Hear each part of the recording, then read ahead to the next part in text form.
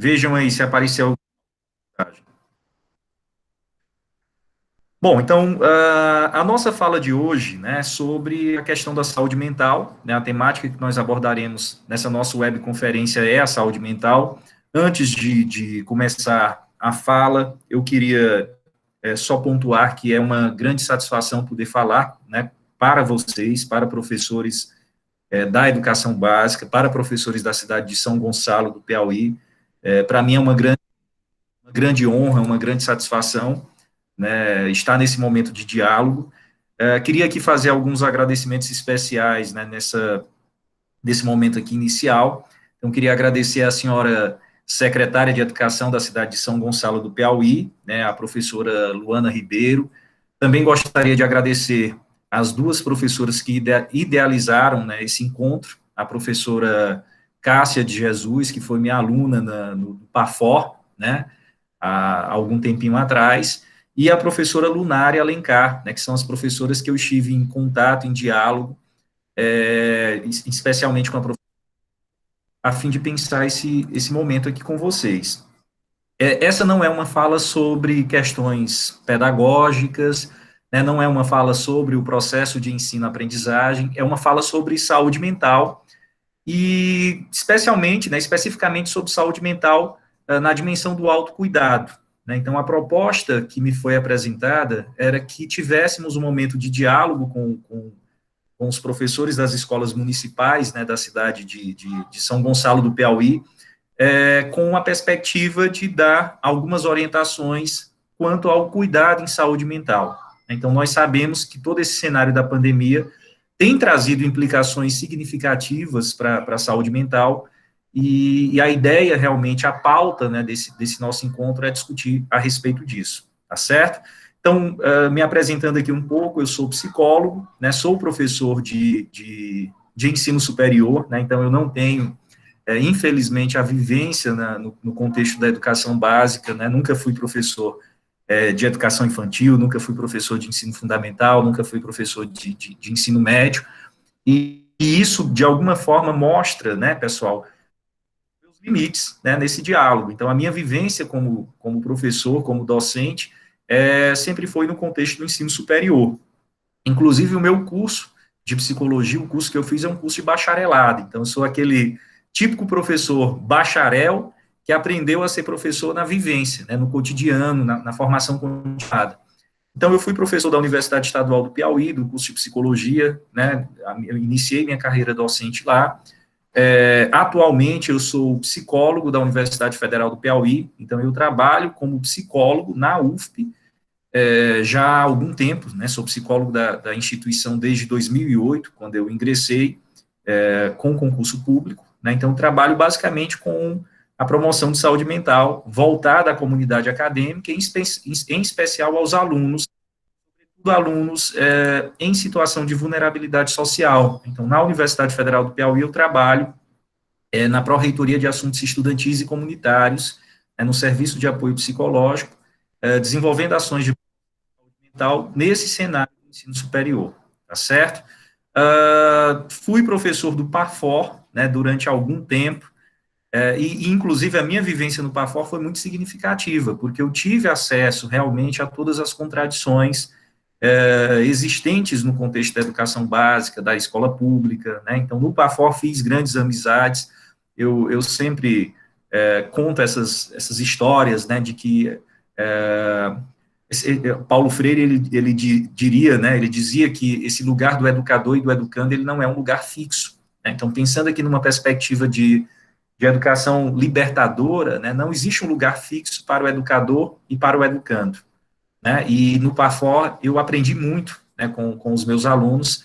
Eu chegava em sala de aula, eu tinha aluno com 30 anos de docência, né, e foi muito significativo porque eu aprendi bastante, né, geralmente eu ministrava disciplinas nessa interface entre psicologia e educação, né, disciplina de psicologia da educação, de psicomotricidade, né, mais disciplinas que envolviam essa inter-relação.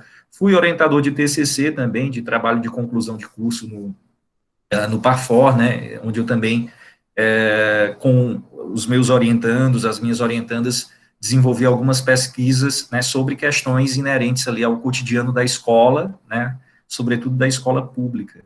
Né. Então, nessas trocas com os professores do PAFO, eu aprendi bastante, né, aprendi, inclusive, na prática, esse ponto que eu destaquei anteriormente, de que o lugar que o educador e o educando ocupam não é um lugar fixo, né, na verdade, há uma troca e há uma reciprocidade.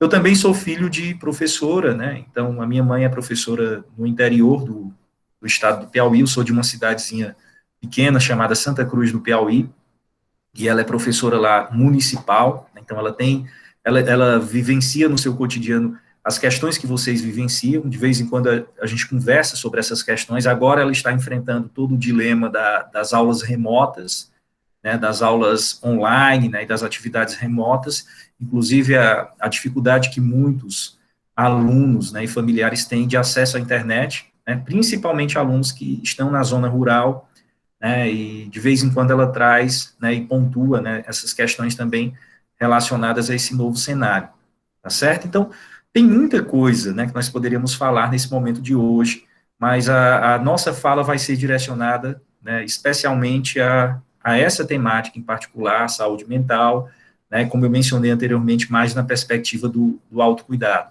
Então, serão dadas aqui algumas orientações a vocês para que a gente possa refletir, pensar junto, né, e de fato buscar, né, um cuidado em saúde mental num contexto marcado pela incerteza, né. Então, nós estamos num cenário que se caracteriza, que se configura pela incerteza, e isso tem produzido ansiedade, angústia, enfim, tem gerado preocupações das mais diversas, né? Academicamente, pessoal, enfim, eu fiz especialização na área de psicologia da educação, né? Fiz mestrado em educação, fiz doutorado em educação, né? As minhas pesquisas de mestrado e doutorado são muito ligadas ao campo da educação especial. Sou pesquisador do Núcleo de Estudos em Educação Especial da Universidade Federal do Piauí, né?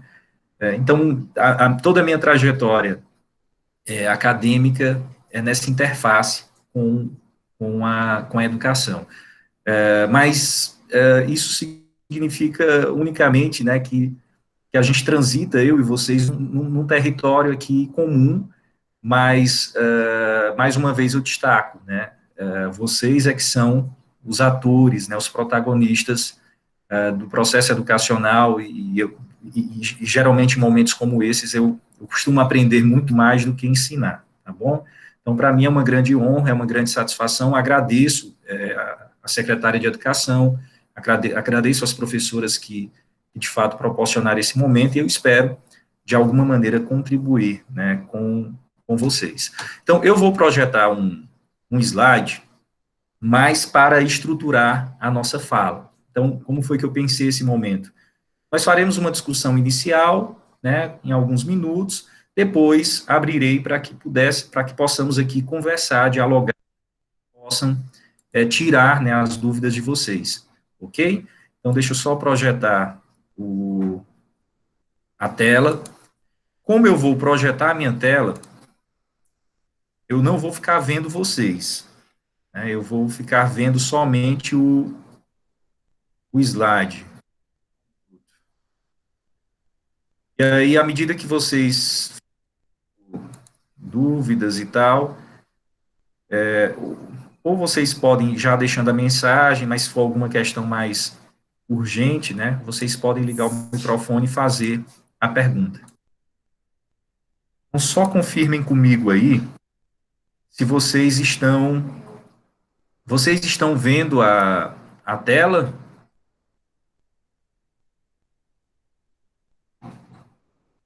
Vocês estão vendo o slide?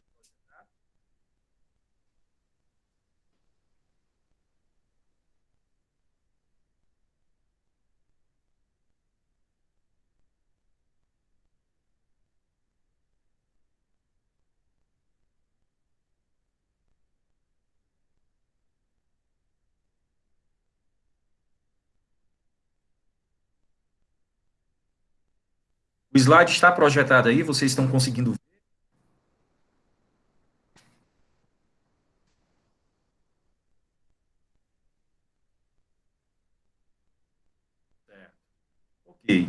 Então, esse é o nosso tema, né, pessoal? O nosso tema é um olhar sobre a saúde mental no cenário da pandemia. Então, essa é a discussão que nós faremos, é o debate que nós faremos.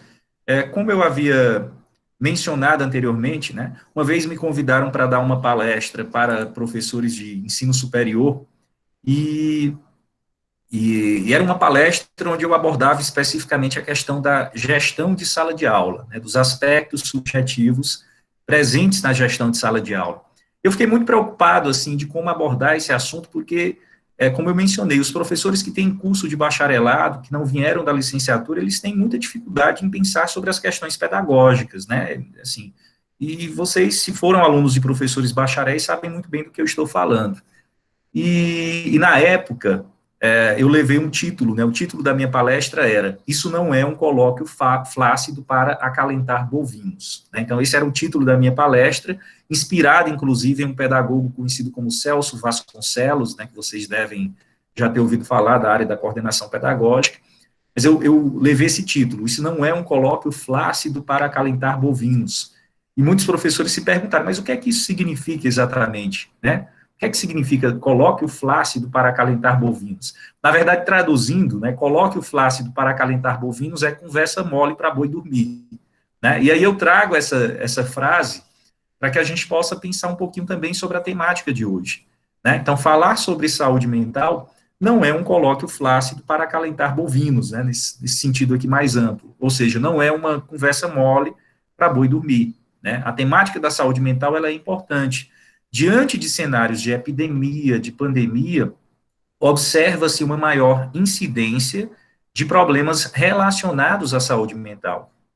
Então, nesse cenário de pandemia, é notório, né, pessoas mais ansiosas, pessoas mais angustiadas, pessoas mais melancólicas, né, pessoas com sintomas obsessivo-compulsivos. Então, é evidente que cenários de pandemia, cenários de epidemia, cenários de desastres, né, têm implicações diretas na saúde mental. Geralmente, as autoridades públicas, elas estão muito mais preocupadas em combater o patógeno, né, nesse caso especificamente o vírus, do que falar da questão da saúde mental, né, do que abordar a questão da saúde mental. Então, a questão da saúde mental, muitas vezes, para as autoridades, acaba sendo uma questão secundária ou uma questão irrelevante. Né? No entanto, né, o que eu já destaco nesse momento inicial é que falar sobre saúde mental em cenário da pandemia não é uma questão menor, né, pessoal? Ou seja, inclusive o impacto que a saúde, enfim, que o contexto da pandemia produz na nossa saúde mental, né, esse impacto ele é persistente, né, as questões de saúde mental elas se prolongam, né, elas persistem, elas permanecem mesmo depois que todo o contexto, que todo o cenário da pandemia cessa, né. Então, esse é o primeiro argumento que eu gostaria de usar com vocês.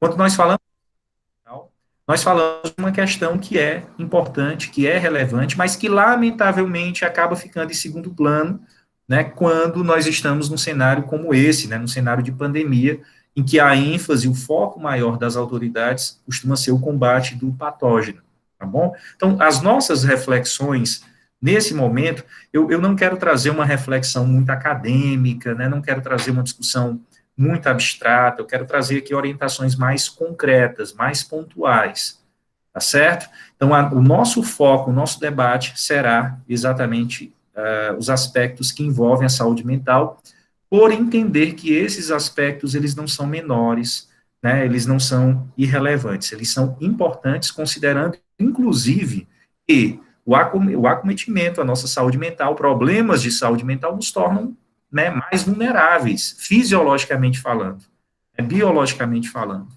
tá certo? Então, é importante pensar sobre esses pontos, e é com base nisso que nós conduziremos as nossas reflexões. E aí, para iniciar a fala, eu trago aqui esse ponto, né, destacado por um sociólogo alemão chamado Ulrich Beck, né, que ele diz que a maneira como se vive na nossa sociedade tem se tornado uma solução biográfica para contradições que são sistêmicas. Então, o que é que eu quero dizer exatamente, pessoal?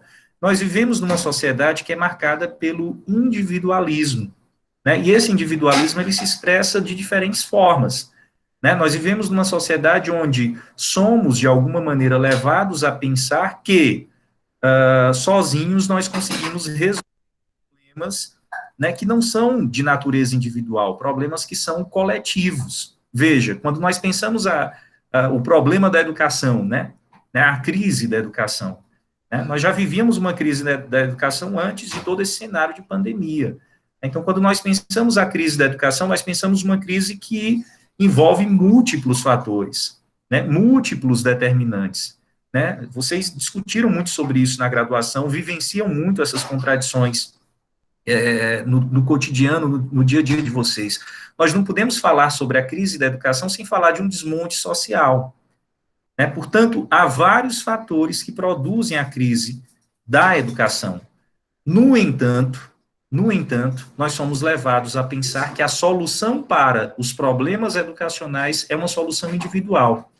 Né? Ou seja, nós, professores, somos levados muitas vezes a pensar que a solução para os problemas da educação está na nossa mão, individualmente falando.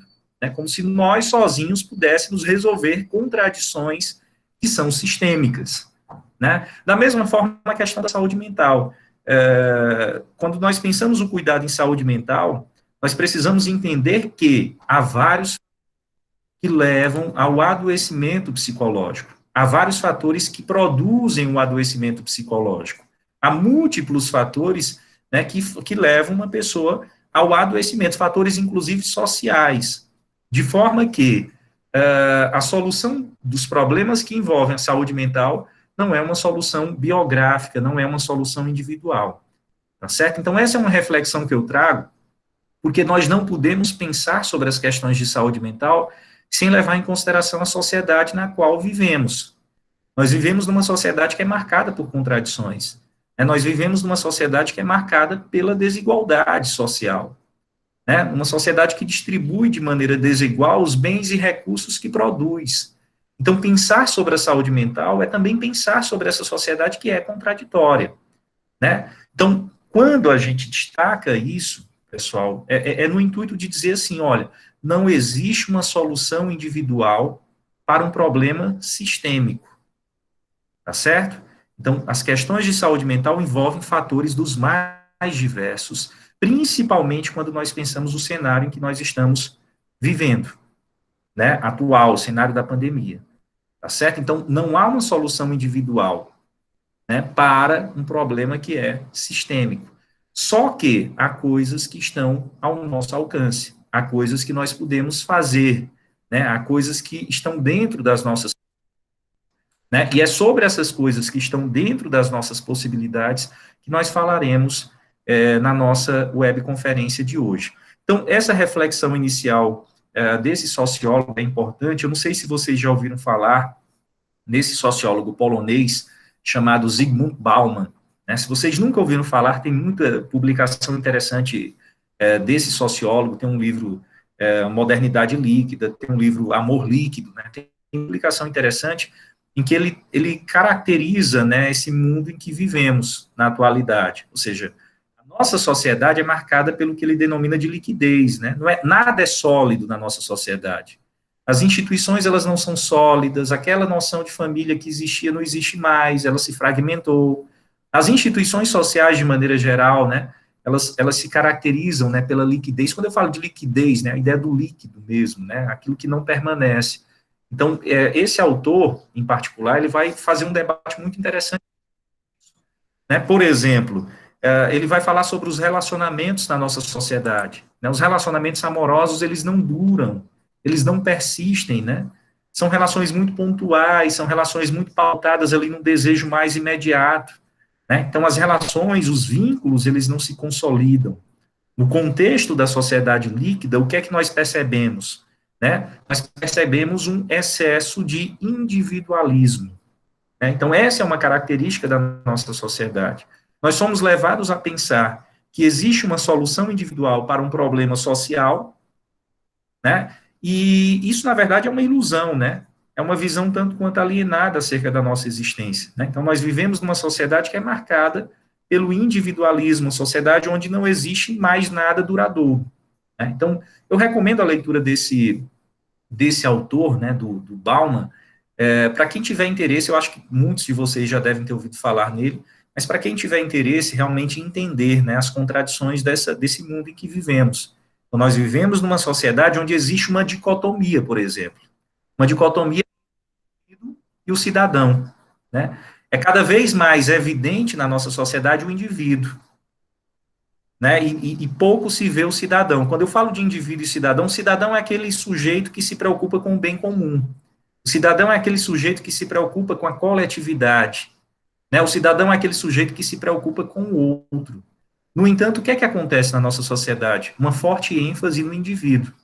O indivíduo ele se preocupa com ele próprio, com as suas necessidades. Então percebam, né, pessoal, há muitas contradições na nossa sociedade que de alguma forma tornam, né, o enfrentamento quanto às questões de saúde mental problemática, né? Nós somos levados a pensar que as soluções para os problemas sociais elas passam necessariamente por uma tomada de decisão que é do próprio indivíduo.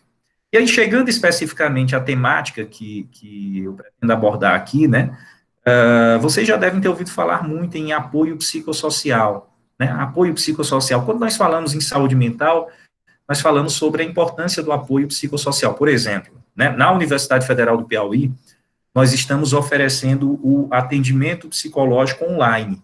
Então, esse atendimento ele é direcionado aos estudantes, né, da universidade que estão em crise, né, diante de todo esse cenário, e nós denominamos isso de apoio psicossocial. Então, o apoio psicossocial é uma modalidade de apoio que visa promover a saúde mental. Então, todas as orientações que eu vou dar hoje são orientações que estão no domínio do apoio psicossocial. E aí, um ponto que nós precisamos destacar é que o apoio psicossocial, ele não se propõe a ser uma solução genérica para o sofrimento humano. Então, não achem que essas orientações que eu vou dar, né, elas se configuram como uma solução genérica para o sofrimento. Por quê? Porque há outros fatores que também produzem o sofrimento. O apoio psicossocial, ele não pode, em hipótese nenhuma, substituir a segurança física, a justiça social, a dignidade humana, né? Vocês conhecem um sociólogo português chamado Boaventura de Souza Santos. Ele escreveu um livro refletindo sobre todo esse cenário da pandemia, né? E ele trouxe reflexões assim muito pertinentes, inclusive a ideia de que nós já vivíamos uma crise. Antes da pandemia, nós já vivíamos uma crise permanente. Na verdade, ela já estava em crise, né? Então, essa ideia de que, deixa eu só desligar aqui o áudio essa ideia de que o atual cenário de crise ele se contrapõe a um cenário de normalidade é uma ilusão, né? Então, antes de entrarmos, né, na crise pandêmica, nós já vivíamos numa situação de crise, nós já vivíamos numa crise econômica permanente, crise essa, inclusive, produtora de sofrimento. Então, Boaventura de Souza Santos, ele traz essa reflexão que é muito pertinente, quando ele diz assim, olha, para pensar sobre a pandemia, nós precisamos pensar no que ele denomina de sociologia das ausências, né? Vocês sabem, eu sei, que nem todo mundo está sofrendo o impacto da pandemia da mesma forma. E nem as pessoas em situação de rua. Como é que elas estão lidando com a pandemia? Imagine as pessoas que trabalhavam informalmente. Como é que está sendo a pandemia na vida deles?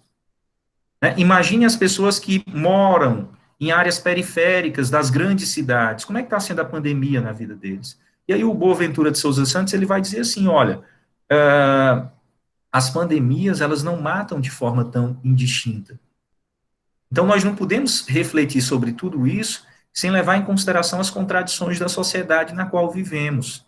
Existem muitas contradições na nossa sociedade, né? Entre vocês, há pessoas que estão sofrendo o impacto da pandemia, né, de maneira muito mais incisiva, dolorosa do que outras. Né? Isso por quê? Porque há contradições sociais por trás. Né? Familiares nossos que não têm acesso a serviços de saúde, né, que moram em áreas remotas, né, que estão confinados, né, estão em isolamento, em lugares, em casas, né, que muitas vezes não oferecem as condições básicas, né, de proteção.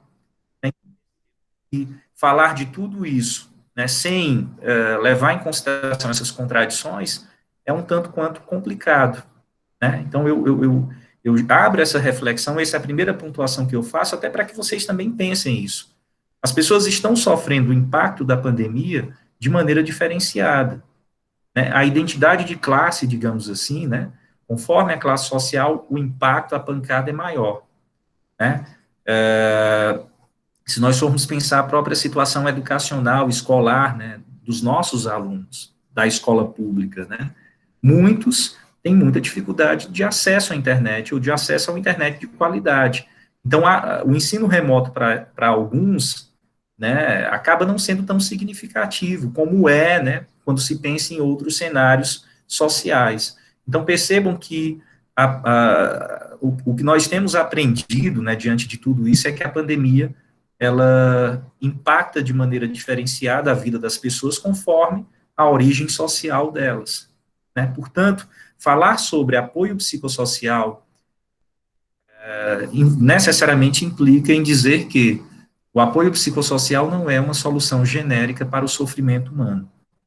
Então, muitos fatores produzem o sofrimento humano, né? E o apoio psicossocial, ele entra ali meio que como um suporte, né, meio que como uma alternativa para lidar com o sofrimento, mas esse sofrimento ele também está ligado à segurança física, à justiça social, né, à dignidade humana.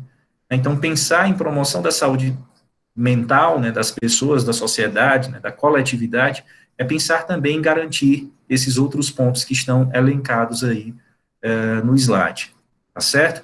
Então, essa é uma reflexão que eu faço para que vocês entendam, né, que de maneira nenhuma as recomendações que eu apresentarei, que são recomendações individuais, elas substituem as questões sociais, né? Agora, vocês como educadores excepcionais, né, vocês já ouviram falar num psicólogo soviético, né, chamado Vygotsky, né, e, e ao estudarem Vygotsky, vocês aprenderam um conceito que é o conceito de zona de desenvolvimento proximal. O que é a zona de desenvolvimento proximal? Vygotsky fala do desenvolvimento real, que é aquilo que eu consigo fazer sozinho, e do desenvolvimento proximal, que é a zona onde estão as habilidades e competências possíveis, né, de serem adquiridas pelo sujeito, desde que ele tenha algum tipo de suporte, né? Então, a zona de desenvolvimento proximal é uma zona de possibilidades, né? Então, nós aprendemos esse conceito com Vygotsky. Na pedagogia, tem autores que falam de zona de autonomia relativa, né? A zona de autonomia relativa, ela é inspirada no conceito de zona de desenvolvimento proximal de Vygotsky, e o que é que os autores da pedagogia pontuam, na verdade? Eles dizem assim, olha, a zona de autonomia relativa é aquilo que está dentro das nossas possibilidades, né, e que muitas vezes a gente não realiza. Então, tem coisas relacionadas à saúde mental que não estão sob o nosso controle, que nós não conseguimos resolver, né? Então, tem cidades onde não tem uma equipe de saúde mental disponível para atendimento psicológico gratuito, para atendimento psiquiátrico gratuito, portanto, é algo que está além das possibilidades do indivíduo. Agora, tem muita coisa que esse indivíduo pode fazer para cuidar da sua saúde mental. Tem muita coisa que está dentro daquilo que os pedagogos chamam de zona de autonomia relativa. Então, tem coisas que nós conseguimos fazer. As questões de saúde mental são complexas, né, são multideterminadas, né, o cuidado em saúde mental envolve investimento público, políticas públicas, né, envolve recursos e etc. Mas tem coisas que nós, professores, podemos fazer, né, que estão ao nosso alcance. Deixa eu só fazer um parêntese, né, aproveitando que a nossa ilustre secretária de Educação está aqui presente, né, recentemente foi sancionada a lei para a inserção de psicólogas, psicólogos e assistentes sociais nas escolas públicas, né. Então, nós já temos uma lei, né, enfim, federal, que legitima, né, a inserção de profissionais de psicologia no contexto das escolas públicas. Essa lei, ela tramitou no Congresso durante 20 anos, né, conseguimos essa vitória, e recentemente a lei ela foi sancionada. Alguns estados já têm esses profissionais, algumas cidades já abrem concursos, né, na área da psicologia escolar, mas agora, com a lei, né, entende-se que virão recursos, né, que teremos essa possibilidade de abertura de concursos para profissionais de psicologia, enfim, para inserção de profissionais de psicologia nas escolas públicas. Então, essa é uma ação, né, digamos assim, que torna possível o cuidado em saúde mental. Então, se nós temos um profissional de psicologia na escola, né, nós potencializamos o cuidado em saúde mental dos alunos, potencializamos o cuidado em saúde mental dos professores. É claro que o psicólogo que trabalha na escola não é um psicólogo clínico, né, não é enfim, não é um psicoterapeuta, mas ele desenvolve ações de promoção à saúde mental. Olha, a Lunária, né, colocou aqui que em São Gonçalo tem um CIAM. Ótimo, excelente, excelente iniciativa. Então, era só esse parêntese que eu queria destacar para exatamente chegar nas recomendações no âmbito individual, que são necessárias agora nesse momento. Então, antes de falar dessas recomendações, vamos só endossar isso. Qual é o impacto que a Covid-19 produz na saúde mental? O que é que as pesquisas vêm sinalizando? Né? O que é que os estudos vêm apontando a respeito disso? Então, quais são as implicações que a Covid-19 tem trazido para a saúde mental? Algumas pesquisas, pessoal, pesquisas que são realizadas, enfim, que têm sido realizadas em outros países, né, em outros, a China tem muitos estudos que já mostram essas implicações, aqui no Brasil já se começaram alguns estudos, algumas investigações que vêm sinalizando isso, mas o que é que a gente tem percebido? Nós temos percebido um medo, né, generalizado de ser infectado, né, inclusive alguns autores têm chamado isso de pandemia do medo, né, cada vez mais frequente esse medo circulando entre as pessoas, né, o medo de ser infectado, o medo de ter seus familiares infectados, esse é um sinal, né, é uma implicação na saúde mental diante desse cenário da Covid, né, a pandemia do medo, né, então as pessoas elas estão cada vez mais temerosas, né, de serem infectadas, essa é uma implicação. Também tem se percebido uma maior incidência de sintomas ligados à depressão, por exemplo, apatia, né, aquela desmotivação generalizada, a vontade de não fazer absolutamente nada, a perda de prazer em coisas que antes davam prazer, né, é também cada vez mais frequente sintomas de ansiedade, né, pessoas que têm tido crises de ansiedade recorrentes, em razão desse cenário. Algumas pessoas também têm sido acometidas por sintomas que a gente chama de obsessivo-compulsivos. Então, esse medo de ser infectado tem levado pessoas a rituais, né, de neutralização dessas preocupações, a limpezas ali exageradas, né, do corpo, e etc., né, a sintomas obsessivo-compulsivos, a preocupações, né, invasivas relacionadas ao contágio, né, a verificações ali do estado de humor, né, permanentemente. Então, isso também tem sido cada vez mais frequente. A presença de estresse, né? Olha o que está acontecendo conosco.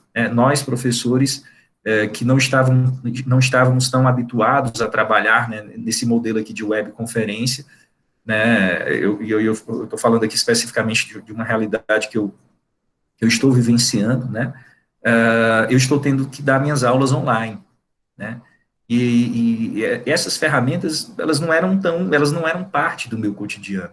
Então, quando nós estamos diante de uma situação nova, de uma situação desconhecida, o nosso organismo ele reage com estresse. O estresse, inclusive, pessoal, é uma resposta adaptativa do nosso organismo. É normal que sintamos o estresse, né, diante de situações desconhecidas, né, para que a gente consiga se adaptar a essa situação. Agora, quando, né, esse desconforto ele é permanente, essa resposta de estresse ela já começa a gerar adoecimento. Então, nós professores, por exemplo, nós estamos mais suscetíveis à síndrome de burnout. Vocês já devem ter ouvido falar nessa síndrome. Ao esgotamento físico, mental, né? Tem um autor na pedagogia que ele diz assim, olha, entre os professores nós temos aqueles que são movidos pela pulsão do magistério, aqueles que estão empolgados, motivados, e existem aqueles que são movidos pela pulsão do desistério. Geralmente, esses professores que são movidos pela pulsão do desistério, eles estão num quadro de adoecimento, muito ligado ao estresse permanente provocado pelo exercício da docência. Então, se já existiam contradições em nossas salas de aula antes da pandemia, essas contradições elas se tornaram muito mais acentuadas nesse cenário. Então, essa situação nova tem gerado um desequilíbrio psicológico, que é natural no primeiro momento, mas que, por ser persistente, acaba afetando a nossa saúde mental. Então, nós temos percebido também uma relação entre a Covid-19, né, e uma incidência maior da síndrome de burnout, que é uma síndrome muito ligada ao contexto de trabalho. E quando nós pensamos especificamente os trabalhadores da educação, né, isso se torna muito mais significativo, né, porque nós estamos tendo que aprender, né, interagir com ferramentas cotidianamente, com um modo de ensinar e aprender completamente diferente. Nós não estávamos, né, preparados para todo esse cenário. Né? E, como eu mencionei, as contradições que já existiam nas nossas salas de aula, elas se tornam muito mais acentuadas agora nesse cenário. As dificuldades que alguns alunos já apresentavam anteriormente se tornam muito mais acentuadas nas nossas salas de aula remotas, né, digamos assim, agora, tá certo? Então, tudo isso tem implicações diretas para a nossa saúde mental. Por isso que eu mencionei no início, né, pessoal, nós não podemos negar a relevância, a importância, né, do cuidado em saúde mental diante desse cenário, e aí eu destaco aqui mais uma vez a iniciativa da Secretaria Municipal de Educação, né, das professoras que fizeram essa mediação, que pensaram, né, essa fala, né, elas desde o início, elas queriam uma fala que fosse voltada à saúde mental, não era uma fala sobre as questões pedagógicas, muito provavelmente vocês terão outros momentos com pedagogos, pedagogas, né, para discutir as questões pedagógicas nesse cenário, então a fala delas era mais nesse sentido mesmo, a proposta delas mais nesse sentido da saúde mental.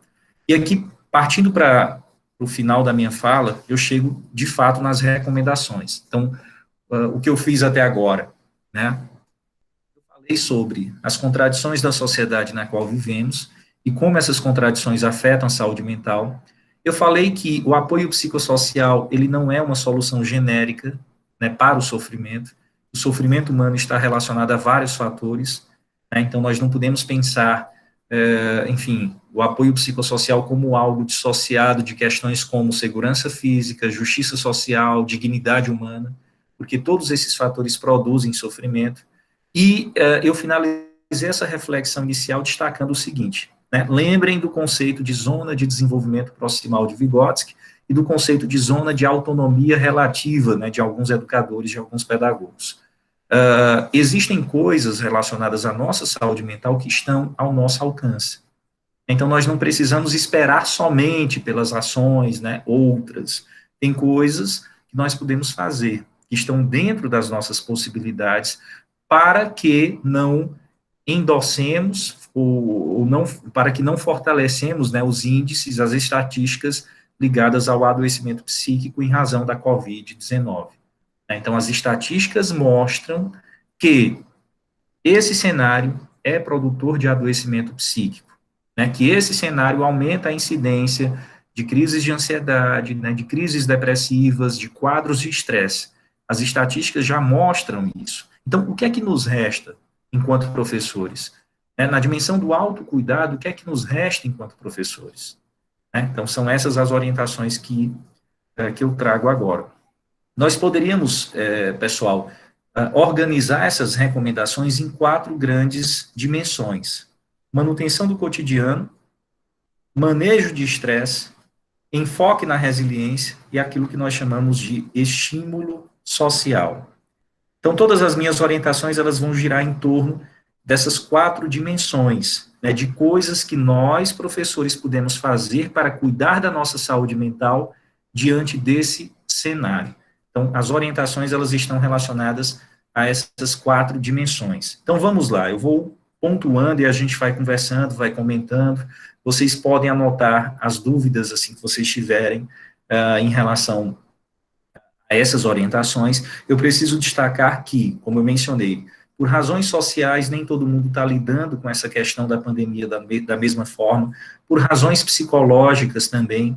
Algumas pessoas já trazem feridas emocionais, né? Algumas pessoas já tinham um transtorno psiquiátrico, né, antes da pandemia, né? E a pandemia ela só vai acentuar essas fragilidades que nós já carregávamos, sejam elas sociais, sejam elas psicológicas, enfim, orgânicas. Então, nós percebemos que pessoas que já tinham um quadro de depressão acabam tendo uma intensificação dos sintomas, pessoas que já eram ansiosas acabam ficando mais ansiosas, né? Então, percebam que existem vulnerabilidades que nos tornam mais propensos ainda ao sofrimento. Né? Então, nós não podemos desconsiderar isso. E essas recomendações que eu farei são direcionadas a todas as pessoas. Pode ser que algumas delas, alguma dessas, né, não caiba, né, a alguém aqui individualmente, mas eu quero que vocês anotem para que possamos pensar a respeito disso posteriormente. A primeira orientação: cuidar de si e dos outros, mantendo contato com amigos e familiares. A atitude do cuidado se torna pertinente nesse cenário. A manutenção do vínculo com pessoas que são significativas se torna pertinente nesse cenário.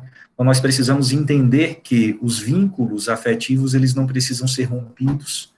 Apesar do distanciamento físico, a manutenção desses vínculos é essencial. Também é essencial seguir as recomendações da Organização Mundial de Saúde, das agências do governo. Tem um valor, pessoal, eu vou colocar isso como um valor que se torna muito pertinente num contexto de pandemia, né, que é a sobrevivência. Então, nós precisamos, a todo custo, né, buscar a nossa sobrevivência. Então, a segurança física, ela é essencial, e as recomendações das agências governamentais, elas estão direcionadas a essa dimensão da segurança física. Né? Então, seguir as recomendações da Organização Mundial de Saúde e das agências do governo se torna extremamente importante. Né? Uma outra orientação que é muito pertinente: criar uma rede de confiança para abastecimento de atualizações com limite a noticiários e redes sociais.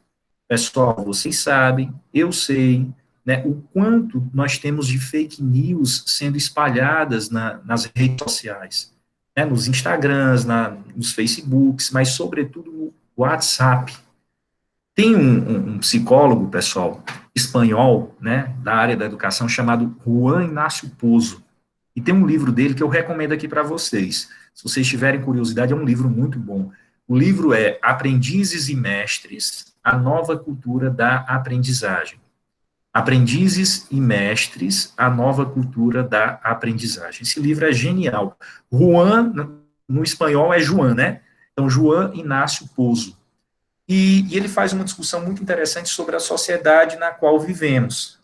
Ele vai dizer assim: olha, nós vivemos na sociedade da aprendizagem, então nós nunca na história da humanidade nós tivemos tantas pessoas aprendendo tantas coisas diferentes ao mesmo tempo. Então, nós vivemos na sociedade da aprendizagem. Nós vivemos na sociedade do conhecimento, com um detalhe importante: o conhecimento na nossa sociedade, ele é descentralizado. Então, nós vivemos numa sociedade onde temos que conviver com múltiplas verdades, né, digamos assim. Né? A verdade da religião, a verdade da ciência. E nós vivemos na sociedade da informação. Né? Então, essa é uma característica. Em outros tempos da história, né, nós só tínhamos acesso à informação se buscássemos ativamente essa informação. Hoje, não. Basta você entrar num grupo de WhatsApp que você tem acesso a uma informação que você nem queria ter. Basta você ligar a TV que você tem acesso a uma informação que você nem queria ter. Então, nós vivemos na sociedade da informação. Nós somos informívoros. Nós consumimos informação. Né? E o advento da tecnologia tornou isso muito mais significativo, porque a difusão da informação é instantânea. E isso acaba dando margem, como eu mencionei, às fake news. Né? Então, esse é um ponto muito significativo, porque muita informação sem qualidade transita nas redes sociais. Tem alguns autores, pessoal, que dizem que nós somos o homo sapiens, né? Então, nós somos Homo sapiens, né? E alguns autores dizem que o Homo sapiens está se transformando no Homo sapiens, né? Exatamente por conta de todo esse advento da tecnologia. Né? Ontem, O WhatsApp teve um bug aí, né, que tirou o online, o digitando, e isso gerou toda uma discussão, e as pessoas já propagaram e depois disseram que era um erro, né, enfim. Então, percebam como a informação, ela circula com muita rapidez. E por essa razão, nós costumamos dizer, olha, é importante que criemos uma rede de confiança para o abastecimento de atualizações. Você pode montar um grupo de WhatsApp com pessoas da sua confiança para conversar sobre a pandemia, para se atualizar das notícias, tá certo? E limitar, né, os noticiários é pertinente. Pessoas que já estão propensas a crises de ansiedade, elas acabam desencadeando as crises por conta dessa rotina jornalística. Então, tem pessoas que ligam a TV de manhã e só desligam à noite quando vão dormir, né? Ficam ativas o tempo todo, consumindo informações o tempo todo, consumindo notícias o tempo todo, né? E, como eu mencionei, pessoas que estão mais propensas a crises de ansiedade, elas acabam tendo crises desencadeadas. Então, considerando essa característica da nossa sociedade, né, considerando as implicações que o excesso de notícia pode acarretar, né, ou podem acarretar na nossa saúde mental, a recomendação é limitemos os noticiários, as redes sociais, né, gerenciemos da melhor maneira possível essas informações, né, nem sempre as informações elas são factuais, nem sempre são informações de qualidade. Então, checar os fatos antes de transmitir essa informação é importante.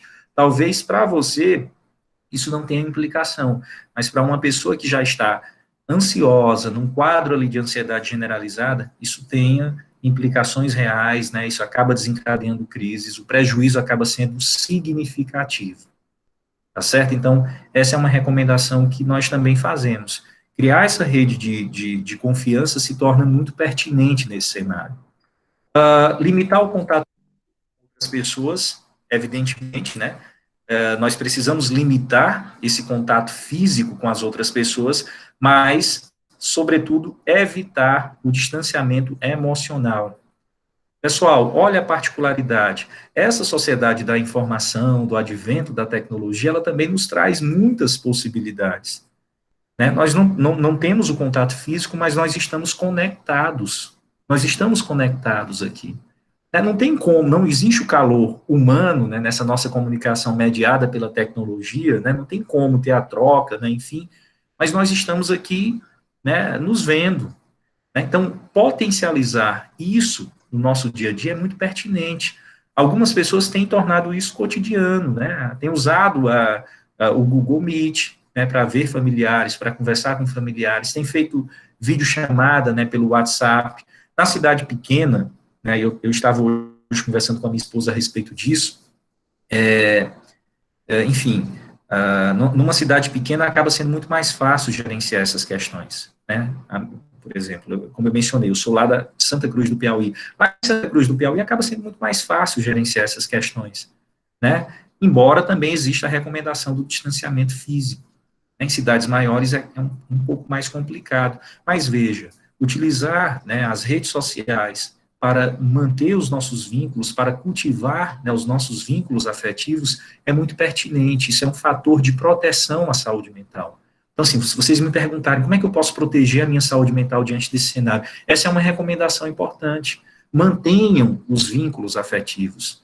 Né? Claro, se distanciem fisicamente por uma questão de sobrevivência, né? Por uma questão aqui de manutenção da vida, mas mantenham os vínculos afetivos, né? Através das redes sociais. Então, nós estamos distantes fisicamente, mas nós estamos conectados, né? E estar conectado nas redes sociais nos traz, né, inúmeras possibilidades de trocas afetivas. Então, essa recomendação é importante. Só um detalhe, eu só quero endossar uma coisa. Essas orientações todas são baseadas em ciência.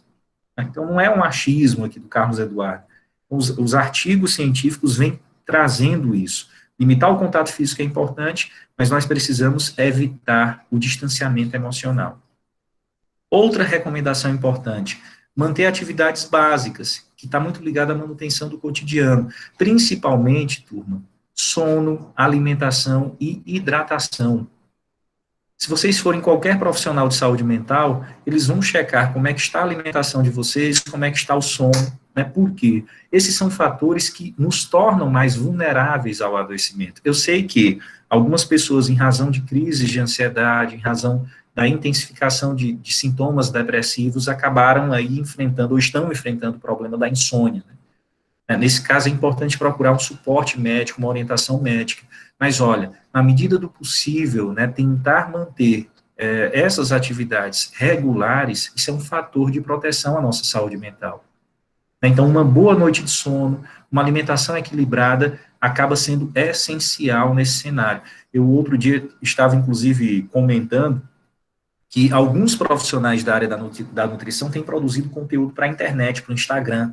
Se vocês conseguem ter acesso em perfis, em redes sociais, se você não consegue, porque não tem, né, tem um familiar, um filho, um sobrinho, pode fazer isso por você, mas você consegue ter acesso a muita informação de qualidade, né, de como se alimentar nesse período agora. A Universidade Federal do Piauí, de vez em quando, publica, né, informações a esse respeito. Eu também dou aula no Centro Universitário Santo Agostinho, né, vejo lá que a Santo Agostinho, de vez em quando, publica informações a respeito de uma alimentação saudável no cenário da pandemia. Tá certo? Então, manter essa alimentação saudável é importante. Realizar atividades de lazer, né, de forma segura, né, e aqui eu já proponho, já faço uma provocação, como é que estão essas atividades de lazer, né, no dia a dia de vocês? Então, o que é que vocês têm feito para, de alguma maneira, buscar, né, esse lazer, né? Então, a gente pode fazer muita coisa em casa, tem muita coisa que está ao nosso alcance, né? Só fazendo aqui né, trazendo uma questão aqui pessoal minha, né? Ontem a gente fez aqui em casa uma festa junina, né? Eu, minha esposa e meu filho. Então, a manutenção dessas atividades de lazer acaba sendo essencial, né, também para o cuidado em saúde mental, tá certo? Bom, eu já tinha falado, limitar a exposição às notícias relacionadas à pandemia, né? Nós já sabemos, tem muitas evidências científicas, muitos estudos que mostram que essa exposição aos noticiários acaba desencadeando crises de ansiedade. E aí vamos entender uma coisa, pessoal. Quando nós temos uma crise de ansiedade, né, se nós formos fazer uma análise aqui neurológica do que acontece no nosso cérebro diante de uma crise, né, determinadas áreas do nosso cérebro assumem um comando, né, de todo o funcionamento cerebral. E quando crise de ansiedade, fica muito difícil se concentrar em atividades, né, fica muito difícil ser produtivo, inclusive. A gente acaba tendo muita dificuldade em manter uma produtividade, né, em fazer as coisas que habitualmente nós fazíamos, né. Então, as crises de ansiedade, elas tendem a gerar prejuízos secundários. Portanto, é importante limitar essa exposição aos noticiários, levando em consideração, inclusive, as recomendações que foram pontuadas. Né? É importante lidar de maneira adaptativa com as preocupações. Eu sempre digo o seguinte, né, quando eu dou essa orientação. As nossas preocupações, elas sempre escondem previsões negativas que nós fazemos acerca dos acontecimentos. E nem sempre essas preocupações, essas previsões negativas que nós fazemos, elas são válidas. Então, há preocupações que são produtivas, há preocupações que são improdutivas. É importante que a gente consiga discriminar isso. É importante que a gente, primeiro, consiga identificar, quando eu estou preocupado com algo, qual é a previsão negativa que eu estou fazendo? Então, por exemplo, nós professores, né, diante de todo esse cenário, uma coisa que tem nos preocupado bastante é como é que vai ser, né, a minha prática de ensino, como é que vai ser a aprendizagem desses alunos com essas atividades remotas. Isso nos preocupa bastante. A pergunta que eu faço é, qual é a previsão que você faz? Você está fazendo alguma previsão negativa? Eu, particularmente, quando começou tudo isso, me preocupava, né, de maneira ali, significativa, eu me perguntava, mas qual é a previsão negativa que eu estou fazendo? E a previsão que eu fazia é que eu não vou dar conta disso. Só que, né, enfim, a menos que você tenha uma bola de cristal, você não sabe o que vai acontecer no futuro. Né? Às vezes, né, martelar um pensamento como esse, de que você não vai dar conta, só te deixa mais ansioso, só te deixa mais tenso. Então, é importante lidar de maneira adaptativa com as nossas preocupações. Preocupações são pensamentos, não são a realidade. E nem sempre esses pensamentos, eles traduzem fielmente a realidade. Uma outra orientação que nós costumamos dar, né, que é reconhecer a dicotomia do controle. Eu não sei se vocês já ouviram falar em um filósofo do estoicismo, eu recomendo, inclusive, a leitura dessa corrente filosófica, né, do estoicismo, e tem um filósofo chamado Epiteto, né, e Epiteto, ele diz assim, há coisas que são incumbência nossa e há coisas que não são incumbência nossa. O que é que ele quer dizer exatamente? Há coisas que estão sob o nosso controle e há coisas que não estão sob o nosso controle. Há coisas que nós conseguimos resolver e há coisas que nós não conseguimos resolver. Então, se você reconhece isso, que tem coisas que estão sob o teu controle e tem coisas que não estão, né, você acaba, de alguma maneira, também se protegendo quanto a problemas, né, de saúde mental, digamos assim. Né? O grande problema é quando eu julgo, quando eu acho que aquilo que não está sob o meu controle está. Né? E o próprio Epiteto, ele dizia isso. Quando eu acho que aquilo que não é uma incumbência minha é uma incumbência minha, eu me torno escravo da situação. Tá certo?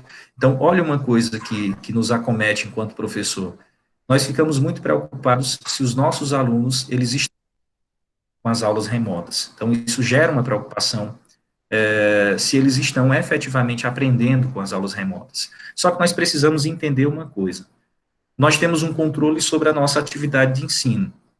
Né? Então, nós planejamos nossa atividade, nós pensamos nos recursos, nós conduzimos essa atividade, né? Nós pensamos, né, sobre tudo. Só que a aprendizagem do aluno, né, é algo que é facilitado a nossa prática, mas é uma incumbência do aluno. Né? Então, se você julga que tem um controle absoluto sobre isso, você acaba, de alguma maneira, ficando vulnerável, né, ao adoecimento. Então, assim, tem coisas que nós conseguimos controlar, né, de maneira absoluta, tem coisas que não. É claro que a nossa prática enquanto professor e a qualidade dessa mediação potencializa a aprendizagem, mas a aprendizagem não está sob o nosso controle absoluto. Então, eu percebo que muitas pessoas ficam excessivamente ansiosas, exatamente, enfim, exatamente porque elas julgam, de alguma maneira, que elas têm controle sobre aquilo que elas não têm. Então, reconhecer essa dicotomia do controle, entender que nem sempre nós temos o controle sobre os eventos, né, e sobre os infortúnios que nos acometem, também nos ajuda a lidar de maneira mais funcional com todo esse cenário, né, tá certo? Então, por exemplo, na prática de vocês, sobretudo nas atividades remotas, tem coisas que vocês não vão conseguir dar conta, né, tem coisas que vocês não vão conseguir controlar, né, e é preciso reconhecer os nossos limites. Nós somos humanos, né, então nós não somos super-humanos, né, de forma que a gente não vai conseguir controlar todas as eventualidades que possam surgir nas nossas salas de aula, nas nossas atividades remotas. Então, essa é uma recomendação muito útil. Um outro ponto aqui importante que nós destacamos é o que nós chamamos de regulação emocional. Então, é importante buscar essa regulação emocional com estratégias adaptativas. Só pontuar uma coisa, não sei se vocês sabem, mas todo esse cenário da pandemia também tem aumentado a incidência do consumo de álcool, né? E o álcool tem sido utilizado por algumas pessoas para lidar com crises de ansiedade, ou com momentos ali de melancolia, de tristeza, né? A busca do álcool acaba sendo o que a gente costuma dizer que a busca insistente, persistente do álcool acaba sendo uma estratégia não adaptativa, né? Então, claro, insistir nisso. Então, como é que eu posso regular as minhas emoções de forma adaptativa? Como é que eu posso lidar com uma crise de ansiedade de forma adaptativa? Eu vou dar aqui duas orientações. Se vocês nunca ouviram falar, anote esse termo que eu vou dizer agora. Respiração diafragmática. Eu não sei se vocês já ouviram falar sobre isso. Respiração diafragmática. Respiração diafragmática é um treino, é uma técnica de relaxamento que tem um potencial enorme, né, de aliviar quadros de ansiedade. É claro, pessoal, que essa técnica de relaxamento você precisa usar algumas vezes até que você fique bom nisso. Mas é uma orientação que eu dou aqui para vocês. É uma forma de regular os momentos de ansiedade. Tem uma outra técnica chamada relaxamento muscular progressivo. Também pode ser utilizado por vocês. Onde é que eu encontro isso? Joga no Google, joga no YouTube, que vocês vão ver alguém dando orientações a respeito disso. Algumas pessoas praticam meditação, isso ajuda também. Entendam, Tudo isso são técnicas, né? E essas técnicas nós só nos tornamos bons, né, no seu uso quando praticamos. Então, não esperem que a respiração diafragmática vá ajudar você na primeira crise de ansiedade que você tiver. Mas se você começa a utilizar isso diariamente no seu dia a dia, né, isso ajuda de maneira significativa. Então, buscar regulação emocional é também um meio eficaz aí de promoção da nossa saúde mental, ok? Aceitar e buscar a rede de apoio e suporte, família, amigos e profissionais quando necessário. Inclusive, a orientação que a gente dá é, se você está se sentindo mais triste, se você está se sentindo mais melancólico, se você está preocupado, fale sobre os seus sentimentos. Busque alguém que você confia, partilhe a sua dor, né? Preferencialmente alguém que potencialmente vai lhe dar suporte, né? Alguém que tenha uma característica de ser empático. Se você não tiver esse apoio na família, busque ajuda fora, né? A gente pode encontrar essa ajuda em vários contextos. Por exemplo, no contexto do atendimento psicológico, né? Alguns profissionais têm disponibilizado atendimento voluntário online. Então, você consegue o atendimento pelo WhatsApp, né, pelo Instagram. Quem não tiver, consegue outra forma, por ligação telefônica. Né? Não sei se na cidade de São Gonçalo o atendimento psicológico ele está sendo mantido, né, mas em muitas cidades tem um atendimento psicológico remoto. Né? Aqui em Teresina, a prefeitura disponibilizou um número de telefone onde você tem um atendimento via telefone. Então, se você está se sentindo um pouco mais angustiado, né, percebe que, enfim, há muitos sentimentos negativos aí, né, é importante que você externalize, fale sobre os seus sentimentos. Né? Então, aceitar e buscar a rede de apoio e suporte é necessário. Algumas pessoas têm dificuldade em fazer isso. Algumas pessoas julgam que pedir ajuda é sinal de fraqueza. E não é, pessoal. Né?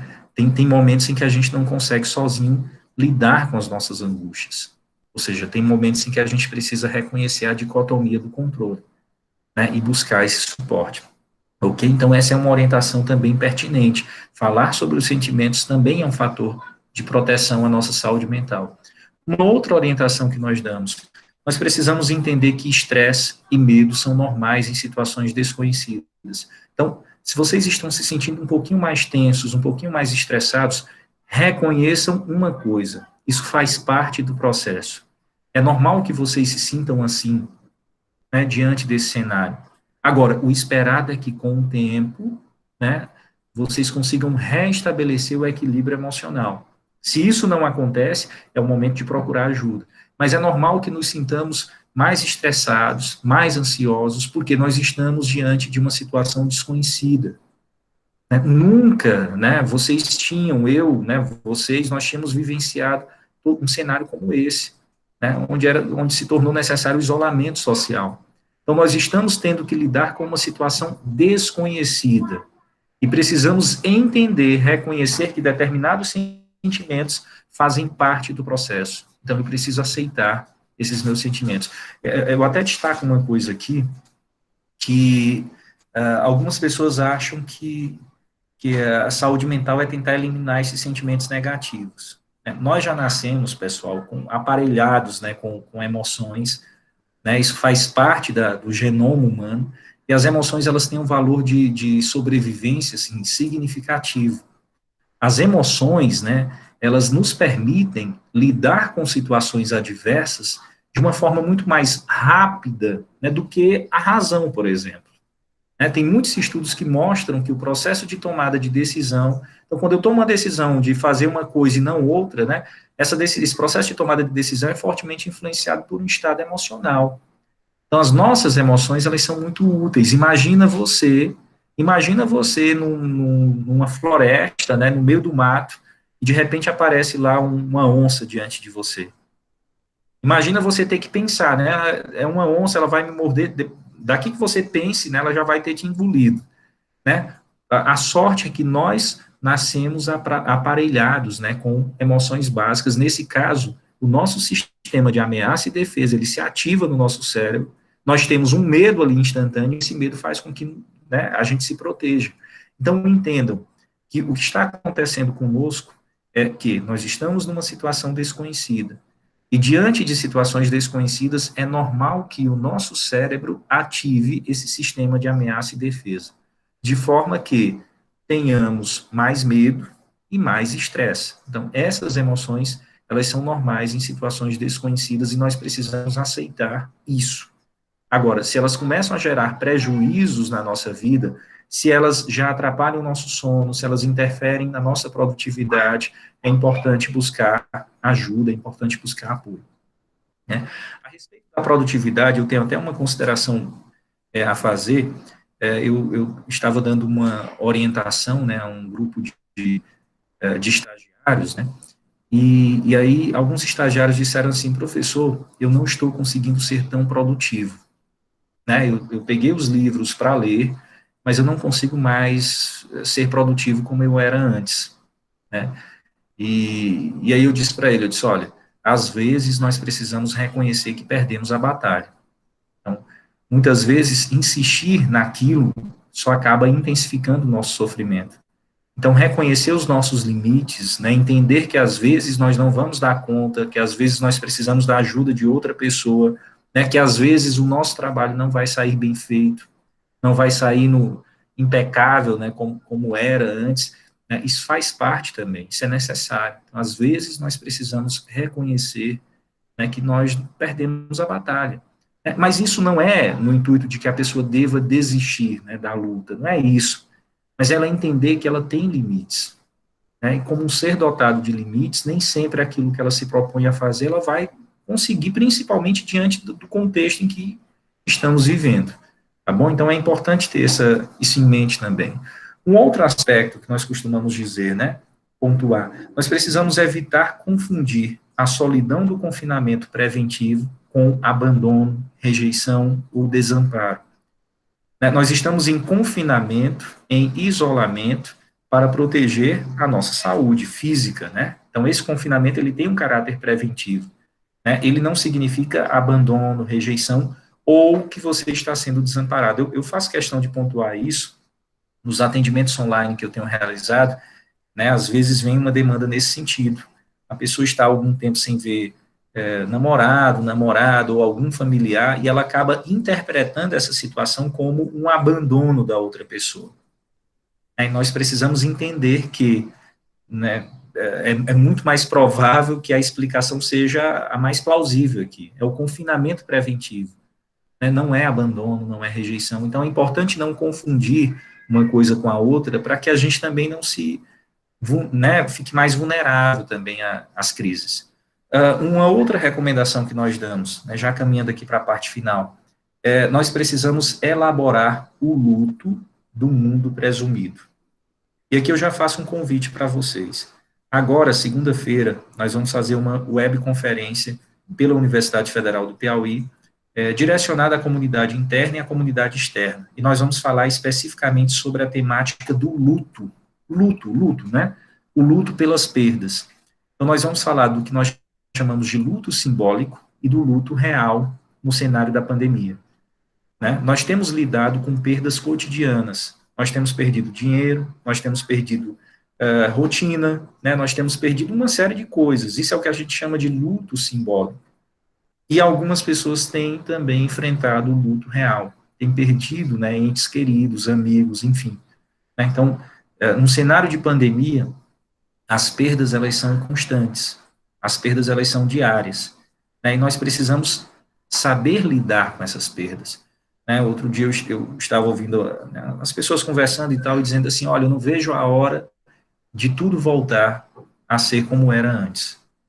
Né? E aí o que a gente sempre pontua é, olha, né, nunca voltará a ser como era antes. Né? Então, esse mundo que nós tínhamos, ele não vai mais voltar. Né? Esse mundo que nós tínhamos, ele ficou no passado. Nós precisamos reconhecer essa perda.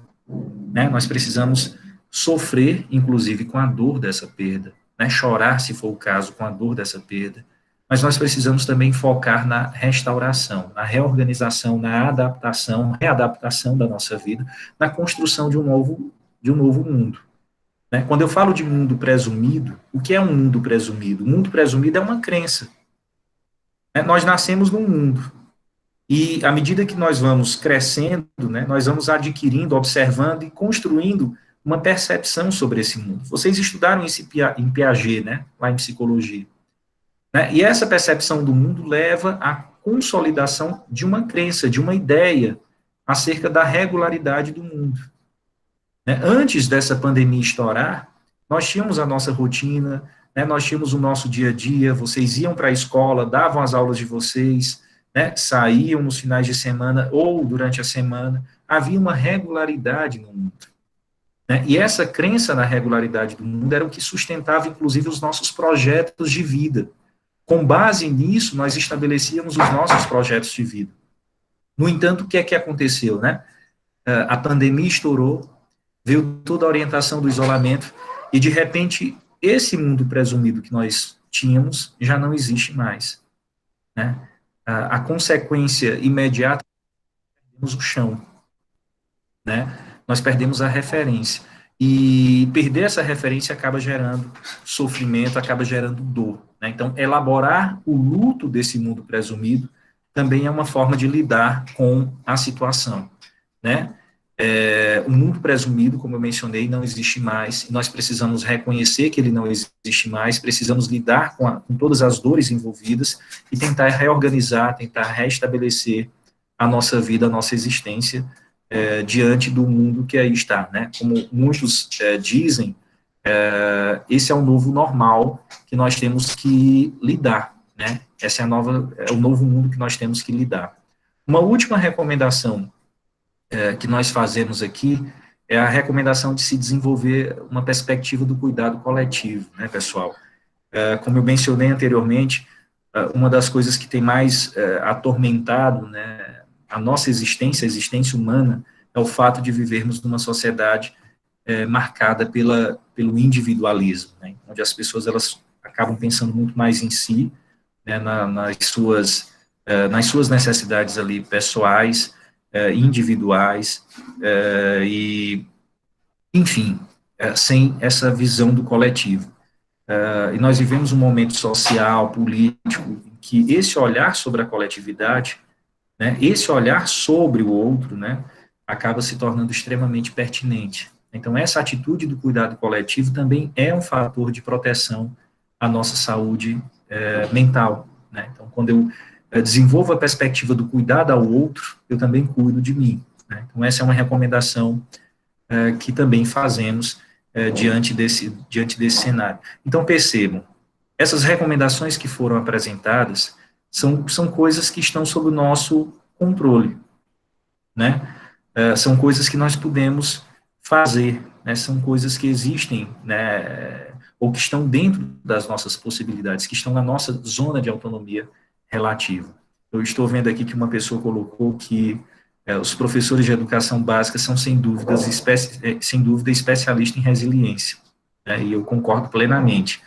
Na verdade, nós sabemos que os trabalhadores da educação, né, de maneira geral, eles têm que lidar com privações das mais diversas, mas, sobretudo, os trabalhadores né, que atuam no contexto da educação básica. Tem um professor, né, espanhol também, chamado Contreras, né, tem um livro em que ele fala da autonomia dos professores, né, em que ele discute basicamente o que a gente chama de proletarização do trabalho docente, né, e ele destaca exatamente toda essa fissura que existe na atividade de professor, na atividade da docência, sobretudo no contexto das instituições públicas, né, digamos assim. Então, realmente, profissionais da educação básica são especialistas em resiliência, né. É claro que, também apontado aqui pela pessoa, que não tem o nome dela, tem desconhecido, né, essas questões que envolvem a sobrevivência com a pandemia fogem do nosso controle emocional, né, todo esse cenário acaba disparando a Geislane Menezes. Obrigado, Geislane. Todo esse cenário da pandemia acaba disparando as crises, né, emocionais. E aí, como eu mencionei, pessoal, nós precisamos entender tudo isso que foi mencionado. Muitas vezes, as crises, elas estão relacionadas também à forma como nós estamos encarando as coisas. Claro, não vamos confundir. A pandemia em si potencializa a crise. né? Mas muitas vezes há uma duplicação, né, desse sofrimento pela maneira como nós encaramos. Eu falei do epiteto, né, no momento inicial da minha fala. O epiteto, ele diz assim: o que nos perturbam não são as coisas, mas a opinião que delas temos, né? Algumas pessoas estão conseguindo, diante de todo esse cenário, extrair aprendizado, construir novos significados, dar, né, um sentido completamente diferente à sua vida, fortalecer mais ainda os seus vínculos afetivos, né? E essa maneira de encarar, né, tem tornado esse cenário mais digerível, digamos assim. Algumas pessoas olham para esse cenário e focam no lado negativo da coisa. Olha, entenda, seria bom que nós não tivéssemos passando por tudo isso. O ideal era que nós não tivéssemos passando por tudo isso. Mas, enfim, é algo que nós não temos controle. Então, o que é que nos resta? Nos resta tentar gerenciar as nossas vidas da melhor maneira possível para que a gente não adoeça, né? Então, todas essas recomendações que foram dadas é nesse sentido, de que a gente consiga estabelecer os limites, de que a gente consiga preservar a nossa saúde mental, de que a gente consiga buscar, né, o autocuidado, né, no intuito de não potencializar, né, uma possível crise emocional que possa gerar, né, um adoecimento. É claro que talvez aqui na nossa sala nós já tenhamos pessoas que fazem acompanhamento psicológico, que fazem tratamento psiquiátrico, e essas pessoas particularmente têm sofrido, né, muito mais diante desse contexto, e elas sabem, né, a importância de cuidar, às vezes muito mais do que nós que não temos, né, a importância de cuidar da sua saúde mental, mas todas essas orientações, elas têm esse foco, têm esse intuito, né, de que trabalhemos com aquilo que é possível fazer, né, com aquilo que nós conseguimos manejar, com as ferramentas que nós conseguimos utilizar para que não fiquemos vulneráveis ao adoecimento, né.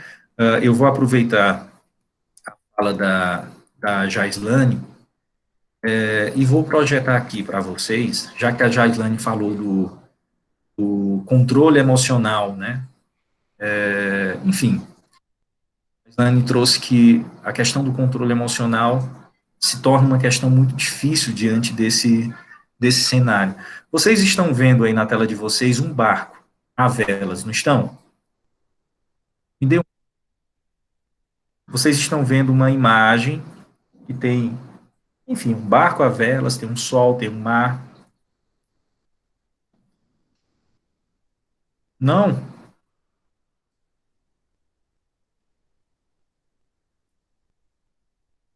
Estão conseguindo ver? Opa. Ah, certo. Muito bem. A Lei Joane colocou que sim. Então, eu queria fazer uma pergunta para vocês, tá certo? Diante dessa imagem, e diante do que a própria Jaislane colocou sobre a questão do controle emocional, eu queria que vocês me dissessem o que nessa imagem representa as nossas emoções.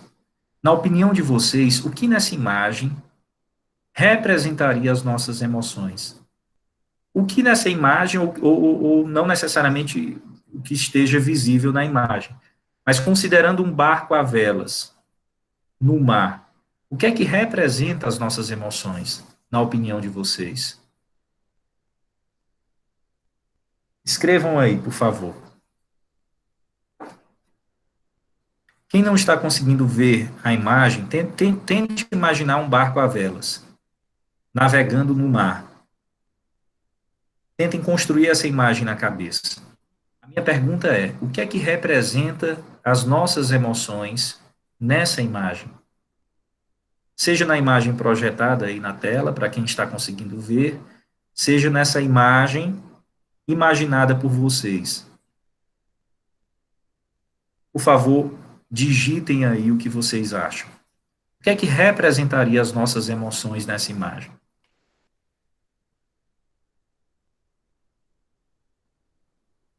A imagem, a Lunária colocou, a imagem sugere serenidade, né? Ok. A Cássia, a turbulência de emoções, todas ao mesmo tempo, nesse momento em que vivemos. Renovo, certo. Você sabe que, às vezes, quando a André colocou confiança, imensidão, às vezes, quando eu projeto essa imagem, e eu digo assim, pessoal, na opinião de vocês, o que é que representa, né, o que é que nessa imagem representaria as emoções? Olha, o grande dilema que nós enfrentamos quando pensamos a questão da saúde mental é como lidar com as nossas emoções, não é? Esse é o grande dilema que nós enfrentamos. Todo esse cenário acaba trazendo angústia, como eu mencionei, acaba trazendo ansiedade. É muito mais frequente, né, momentos de melancolia, de tristeza, né, é muito mais frequente momentos de medo. Né? Então, tudo isso que eu mencionei são emoções. Tudo isso que eu mencionei estão ligadas, né, ao campo emocional. E o grande dilema que nós enfrentamos é exatamente esse: como lidar com essas emoções? Como lidar com as emoções negativas diante desse cenário? E aí eu projeto essa imagem para meio que entender o que é que as pessoas entendem por emoções, né? Então, assim, olhando para o barco, o que é que você acha que é, ou que seriam as nossas emoções nessa imagem? Algumas pessoas, vocês colocaram aspectos muito positivos que a imagem representa, isso é muito bom. Mas quando eu faço a pergunta, né, o que é que seriam as nossas emoções nessa imagem? Algumas pessoas dizem assim, olha, as nossas emoções, elas são as velas, né? Então, algumas pessoas pensam assim, as emoções são as velas. O José colocou as dificuldades, né? Ou seja, navegar também envolve suas dificuldades. Algumas pessoas colocariam assim, olha, as nossas emoções são as velas. E aí eu pergunto, por quê? E aí a pessoa diz, porque eu fico controlando as velas e direcionando para onde eu quero. E aí a provocação que eu sempre faço é, será se a gente tem controle sobre as nossas emoções? Né? Essa é uma pergunta importante, pertinente, né? Será se a gente tem controle sobre as nossas emoções? Será se elas estão sob o nosso controle? Será se a gente consegue controlar as crises de ansiedade? Será se a gente consegue controlar os momentos de tristeza? Será se a gente consegue controlar a nossa angústia, assim como é possível controlar as velas? Bom, a nossa experiência mostra que não necessariamente, né? A grande questão aqui que a gente costuma levantar, pessoal, diante dessa imagem, para que realmente fique significativo para vocês. As nossas emoções, elas não são representadas pelas velas. As nossas emoções, elas são representadas pelo vento.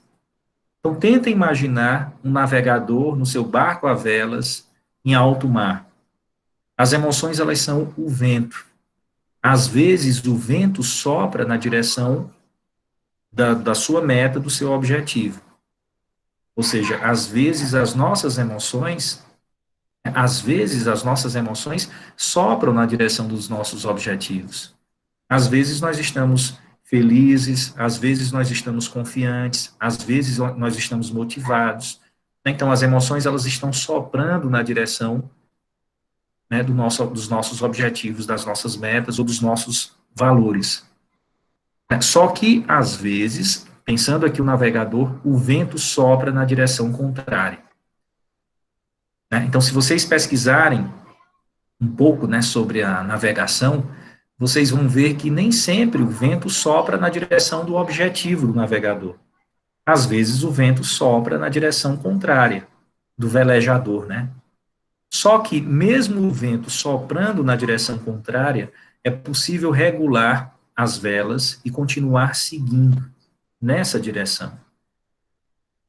Né? O velejador, ele tem consciência de que ele não tem controle sobre o vento, mas ele tem consciência de que tem controle sobre as velas. E tendo consciência que ele tem controle sobre as velas, ele consegue regular as velas de forma a obter, né, o máximo de energia proporcionado pelo vento, mesmo que esse vento sopre na direção contrária. Transpondo essa reflexão para nós aqui, para a nossa vivência cotidiana, nós não temos um controle sobre as nossas emoções. Pelo menos nós não temos um controle absoluto. eu tenho a mais absoluta certeza que as tentativas de vocês em controlarem, né, as crises de ansiedade, né, em tentar eliminar crises de ansiedade, nem sempre foram frutíferas. Eu diria que a maioria das vezes isso acaba potencializando mais ainda a crise. Então, nós precisamos reconhecer que, às vezes, as nossas emoções sopram na direção contrária. E, diante desse cenário da pandemia, tem sido cada vez mais frequente emoções que sopram na direção contrária. E nós não temos um controle sobre essas emoções, assim como o velejador não tem um controle sobre o vento. Mas é possível regular as nossas velas, é possível regular as nossas ações de maneira a continuar perseguindo, né, de maneira a continuar buscando os nossos objetivos. Então, eu queria finalizar com essa reflexão final, destacando que não é a situação, mas a maneira como nós interpretamos, a maneira como nós percebemos. Ah, mas professor, mas se, né, isso não é um exagero, você não está colocando muita responsabilidade para o indivíduo. Olha a reflexão que nós fizemos anteriormente. Não, existem coisas que nós não conseguimos controlar, e nós precisamos reconhecer os nossos limites. Mas quando eu digo que é a maneira como nós interpretamos, é para destacar que existe uma alternativa ao sofrimento. Quando eu, né, encaro a situação, levando em consideração só o lado negativo da coisa, né, só as perdas, por exemplo, eu acabo duplicando o meu sofrimento. Quando eu aceito as perdas, quando eu sofro, quando eu choro, quando eu reconheço que perdi a batalha, inclusive, né, eu me sinto muito mais forte, né, em restabelecer a minha vida, em reconstruir a minha vida, né? Vocês estão tendo que lidar agora com um cenário de mais incerteza ainda. Eu não sei se vocês já começaram as atividades remotas, mas esse cenário de atividade remota é um cenário de realmente que torna a incerteza num nível mais extremo, né? E nesse momento acaba sendo extremamente útil, né, que lidemos com todo esse cenário de forma flexível, né? Lidemos com todo esse cenário revendo, inclusive, nossos padrões de referência, os padrões que nós carregávamos. Todos nós tínhamos padrões de produtividade, né? Todos nós tínhamos padrões de referência pessoal, enfim, de produtividade, e a partir desses padrões produzimos as nossas ações. Só que o cenário agora é outro, o contexto agora é outro, né? E a flexibilidade, a capacidade de adaptação, a capacidade de se reinventar, e a capacidade de olhar para si e trabalhar com aquilo que existe de possibilidade, né, isso preserva, de alguma maneira, a nossa saúde. Eu queria até pontuar aqui com uma situação pessoal, eu sempre conto isso numa boa, né? Quando eu fiz doutorado, eu não pedi a licença, né? Então, continuei trabalhando, trabalho em duas instituições, e os 4 anos de doutorado foram muito intensos, né? Realmente, o doutorado puxa muito, né? Um novo curso. E, e no momento em que eu estava lá produzindo a tese, escrevendo na parte final, uma vez eu vinha da aula, né? E eu dei aula até 10 horas e vim embora. E nessa de vir embora, né, começou a chover bastante. Né, e eu vinha pensando ali como é que eu ia conseguir dar conta disso, como é que eu ia conseguir terminar. Né, e é muito difícil quando você é muito exigente consigo, quando você se cobra bastante, é muito difícil você lidar com situação de pressão, né, de incerteza. E começou essa chuva, uma chuva muito grossa, e dessa chuva, eu vinha transitando aqui por uma avenida aqui em Teresina, que é a Raul Lopes, tem aquela ponte, né, a ponte estaiada que vocês conhecem, e debaixo da ponte estaiada tinha um monte de motociclista, né, olha que coisa maluca, né, esses motociclistas estavam lá esperando a chuva passar, né, e aquilo foi muito significativo para mim naquele momento, né, porque eu olhei para aquilo e pensei assim, olha, o que está acontecendo na minha vida agora, né, é uma chuva, é uma tempestade, né? Talvez o que eu precise nesse momento é ter um pouco de paciência, né? Flexibilizar um pouco, é rever, né, esses padrões de referência, é tentar me adaptar à situação, é tentar esperar, né, talvez a chuva passar. Então, essa reflexão ela é muito pertinente, porque muitas vezes nós duplicamos o nosso sofrimento porque nós estamos acorrentados a um padrão de referência que nós carregamos, que talvez fosse muito útil, né, para a vida que nós tínhamos antes. Só que agora o cenário é outro, né? Algumas pessoas têm uma dificuldade maior com tecnologia, né? Essa é uma grande oportunidade para aprender uma nova habilidade.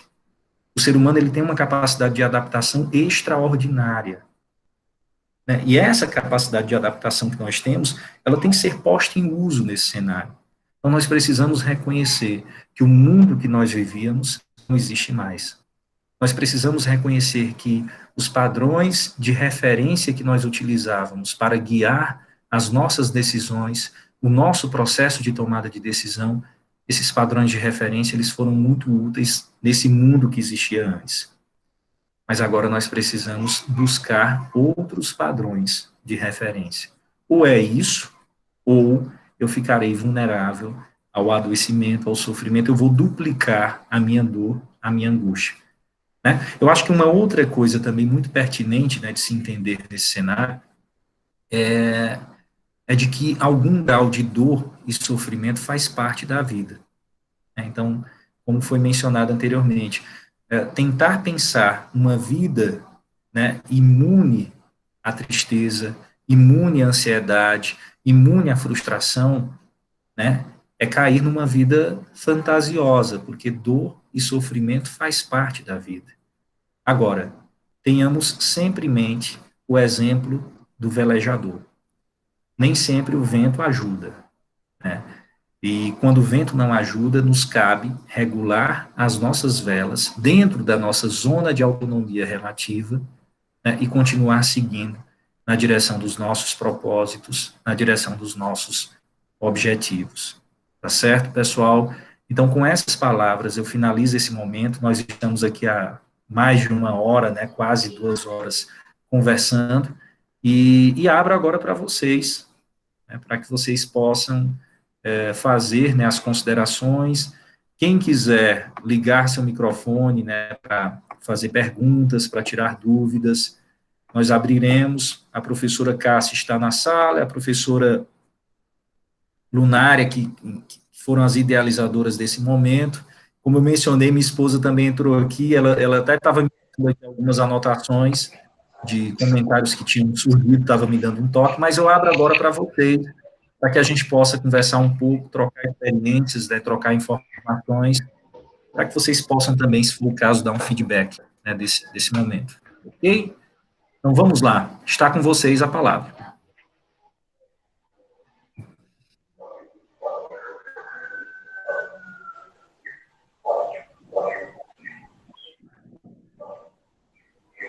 Cássia, você apareceu aqui na tela, cara. Fala, meu Deus.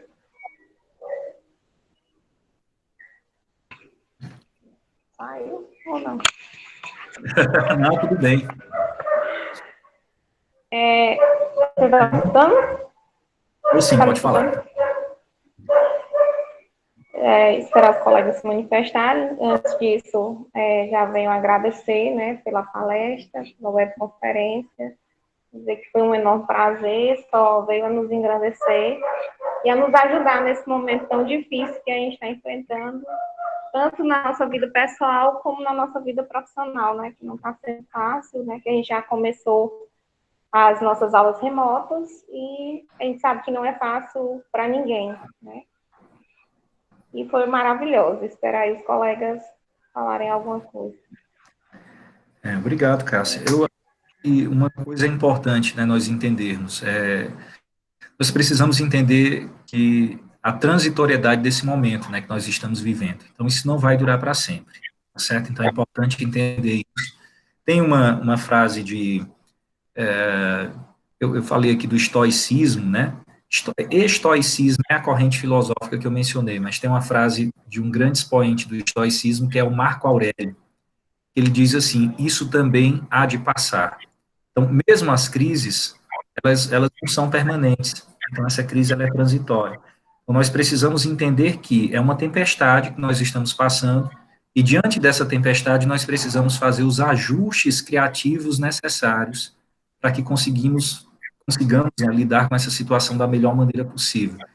Então, tentar não se prender a padrões de referência, tentar não se prender a regras rígidas, absolutistas, né, a um padrão de produtividade que nós utilizávamos antes é extremamente pertinente. Estar, de alguma maneira, sensível, atento também às necessidades dos nossos alunos, também é extremamente pertinente.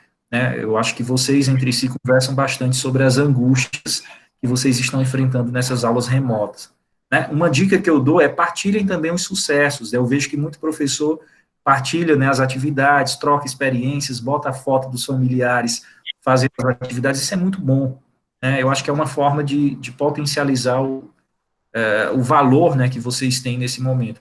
Eu acho que os educadores, né, nesse cenário, têm sido realmente heróis por se reinventarem, né, diante de tanta incerteza que se coloca aí para a educação, tá bom? A Lunara está com a palavra agora, microfone ligado aí. Boa tarde, gente. Boa tarde, professor Boa Eduardo. tarde.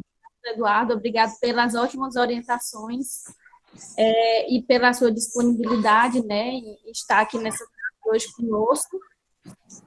Eu gostaria de agradecer também a presença da nossa secretária de Educação, a Luana Ribeiro, pelo apoio, né, e por abraçar essa ideia.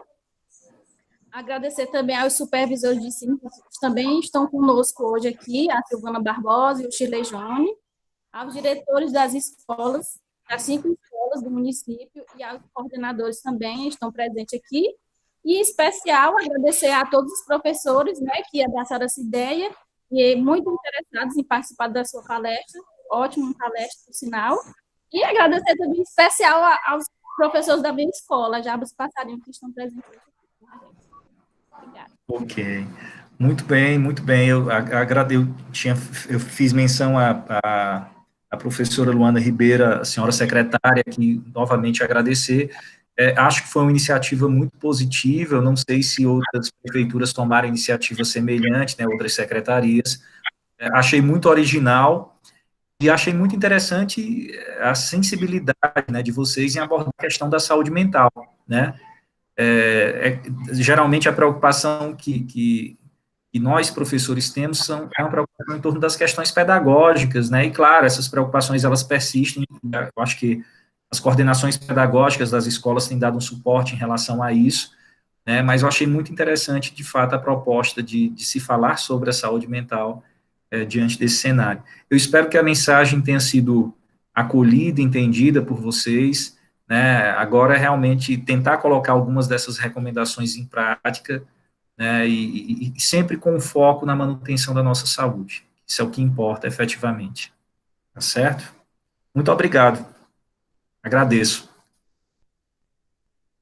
E continua aberta aqui as dúvidas. Se alguém tiver alguma pergunta. Bom, eu vou.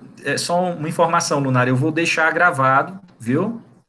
Vou disponibilizar para a Cássia, posteriormente, a gravação dessa webconferência, para quem tiver interesse em assistir novamente, ou se vocês quiserem disponibilizar em algum portal, né, de vocês, né, da secretaria, enfim, fiquem à vontade também, já autorizo aqui de antemão a publicizar, né, tudo que foi discutido, falado aqui na nossa webconferência. Ok? Então é isso, pessoal. Encerramos. Obrigada. Valeu. Então, nós encerramos. Foi um prazer estar com vocês. Me coloco à disposição, né, para situações futuras. Me coloco à disposição também para eventuais dúvidas que vocês tiverem. Foi um prazer enorme, né? Teria sido muito melhor se fosse presencial, mas nós estamos trabalhando aqui com o que é possível, né, dentro das nossas possibilidades. Então, para mim, realmente é uma grande satisfação e sou muito grato também pelo convite. Viu? Então, um abração. Vou encerrar a nossa sessão, e aí vocês vão caindo aí, né? Quando eu encerrar aqui, todo mundo cai da conexão. Viu, pessoal? Então, um abraço, boa tarde, um bom descanso no final de semana, né? E um bom trabalho remoto para todas e todos. Viu? Amém. Tchau.